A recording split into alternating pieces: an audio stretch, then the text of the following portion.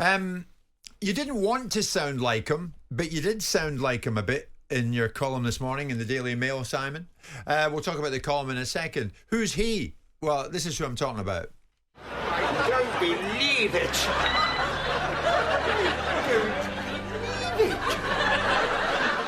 I do not believe it. The unmistakable sound of Victor Meldrew. What were you talking about? You were talking about Ivan Toney's return in a Brentford strip last weekend when he came back after being out for so long, of course, because of that betting scandal, that ban, 8 months out, and back he came. Not only did he captain them, but he scored in their 3-2 win over Nottingham Forest. But you say in your column, at the risk of morphing into the Victor Meldrew of columnists, I found myself watching the ridiculous glad-handing and loving that preceded Ivan Toney's return last Saturday, thinking, I don't believe it. What could you not believe? I just think it's ridiculous. I mean, the way that he was greeted back into the game, like some all-conquering hero rather than someone that needed to come back and make amends for his actions.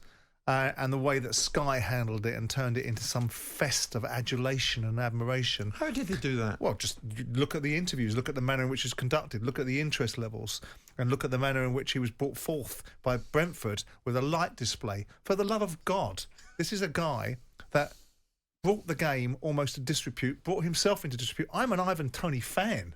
You know I am. I get on very well with his father, but I looked at it in front of the television and I wanted to kick the screen in. I'm like, oh, come on now. This is everything that's wrong with football. We lionise people.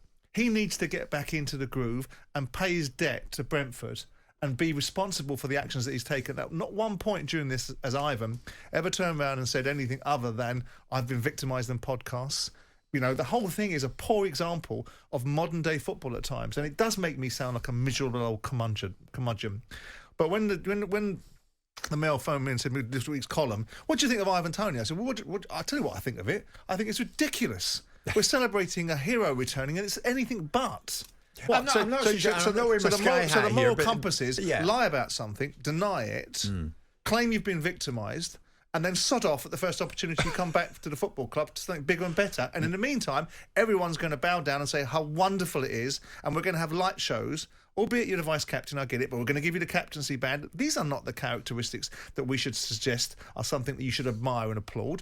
Back he comes in, does his job, and earns the respect as a result of his performances. Not some ridiculous... I mean, like I said in the article, if anybody in other walk of life did something like this, they wouldn't be welcomed back with open arms. They'd be gone, there he is over there, the pariah. But surely Brentford were right. I'm not so sure about the Sky thing. I mean, I think pathetic. it was any other game for Sky, and I thought that was a good thing to have done. Well, I thought he was the story at the end of it. Ivan Toney was the story from start, middle, and end. For the performance, yeah. Ivan Toney's return, yes, absolutely. I understand it. It's a story. But Ivan Toney. Can you really fault Brentford? I mean, he's coming back after 8 months out. Well, I can. And it's you know, the returning hero, and that's what he is. And they were just trying to whip up, but they were trying to whip up their fans. But okay, I get that. But he's not going to stand on a podium and apologise. Different cloth. No, I'm not suggesting he did. I don't want sackcloth and ashes. I don't want to throw rotten tomatoes at him and put him in the stocks. Right? I want him to come back and be the superstar that he'll inevitably be by his performances on the pitch.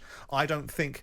You know, when I write the article about when he got promoted with Brentford, and everyone went, "Oh, not sure about Tony, he's a bit unorthodox." I said, "No, he's a proper centre forward." Now all of a sudden the vision's arrived. Oh, he's a proper centre forward from all these so-called know-it-alls, influencers at Sky and whatever else. So I look at it and say, no, this is not what I believe we should lionise. Jordan Henderson, 12 Rules of a Man. Jordan Henderson shouldn't be lionised for his achievements or the things that he supposedly supported and then ran away from. But you always say everybody deserves redemption. I've got a problem with redemption. I want him to be redeemed. So a few fireworks and a light show, and you're going off in one. But we're celebrating something that I don't think we should be celebrating, and I think my observations on it are fair. They're a bit harsh. They're going to get me off the Tony Christmas card list, I suspect. But I can't be what I'm not. I look at it and went, no, this is wrong. This is not the look that we should have. Yeah. Give him redemption. Absolutely. I'm all for saying rehabilitate, redeem yourself. Get on with it. But we all know what's happening here. This is about the culture of football, which is basically we can't tell them the truth. He can't do an interview when he comes back and goes, I tell you what, I don't want to talk about moving anywhere else.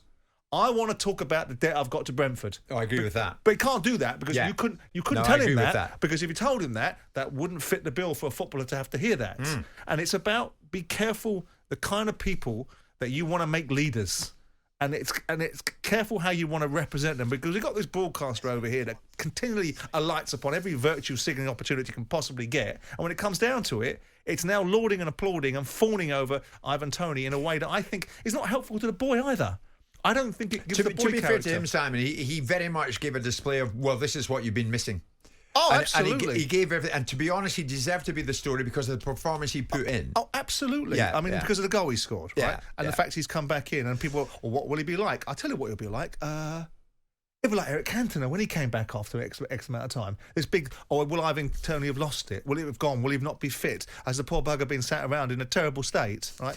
No, of course he hasn't. He's been collecting his money for the last 6 or 7 months whilst complaining about what happened to him, which was entirely of his own making. Yeah. Whilst people use excuses on behalf of it because you can't touch it, because his addictions, past his addictions. And when the truth is, poor behaviour should not be rewarded by an appreciation society and a bunch of backslapping. Do the best leaders not learn from their own mistakes, though?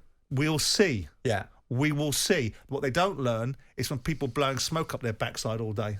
I do see you say early on in your piece, I really like Ivan Toney as a player. I do. I And I have think a lot he's of an time for him and outstanding his player. dad. Absolutely. Someone I've spent time with. Do you think they'll have a lot of time for you after this? Look, I'm not in a popularity contest, but I also write at the end that I hope he gets I hope he behaves himself in Yeah. such a way which will be fitting of his superstar status. Yeah. I'm not in the business of being popular with Ivan Toney or his dad. This is an article. When I looked at it, it's not about Ivan. It actually ain't about Ivan Toney.